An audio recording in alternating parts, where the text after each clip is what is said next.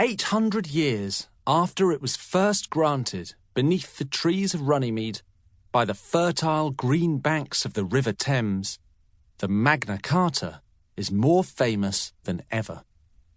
This is strange. In its surviving forms, there are 4 known original charters dating from June 1215. The Magna Carta is something of a muddle, a collection of promises extracted in bad faith from a reluctant king, most of which concern matters of arcane 13th century legal principle. A few of these promises concern themselves with high ideals, but they are few and far between. Vague and idealistic statements slipped between longer and more perplexing sentences, describing the customary fee that a baron ought to pay a king on the occasion of coming into an inheritance, or the protocols for dealing with debt to the crown, or the regulation of fish traps along the rivers Thames and Medway. For the most part, the Magna Carta is dry, technical, difficult to decipher, and constitutionally obsolete.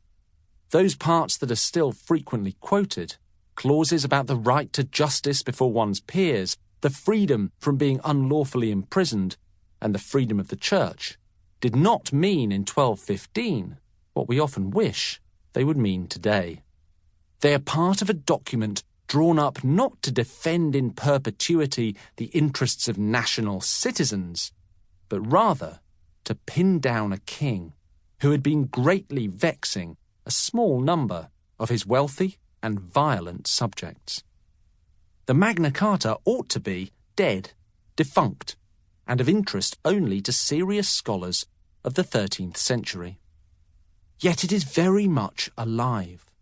One of the most hallowed documents in the world, revered from the Arctic Circle to the Antipodes, written into the constitutions of numerous countries, and admired as a foundation stone in the Western traditions of liberty, democracy, and the rule of law.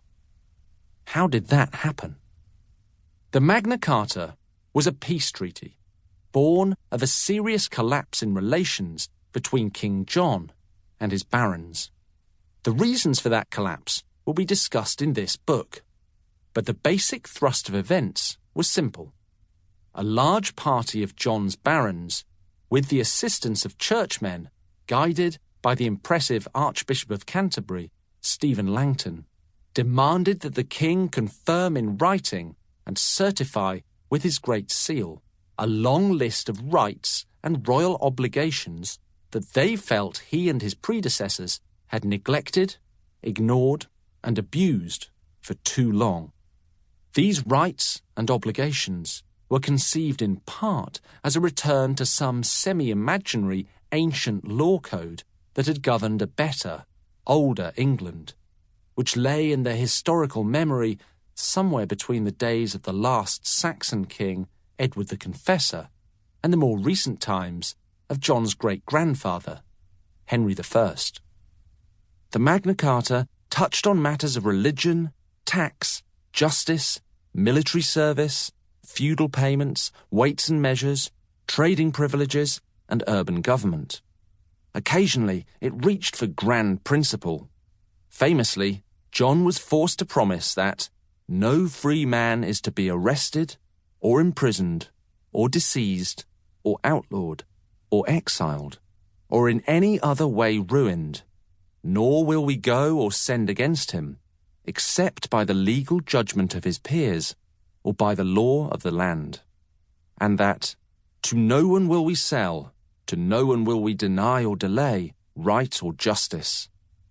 But for the most part, what was at issue in 1215 was a tight-knit, technical, and often quite dull shopping list of feudal demands that was mainly of interest to, and in the interests of, a tiny handful of England's richest and most powerful men.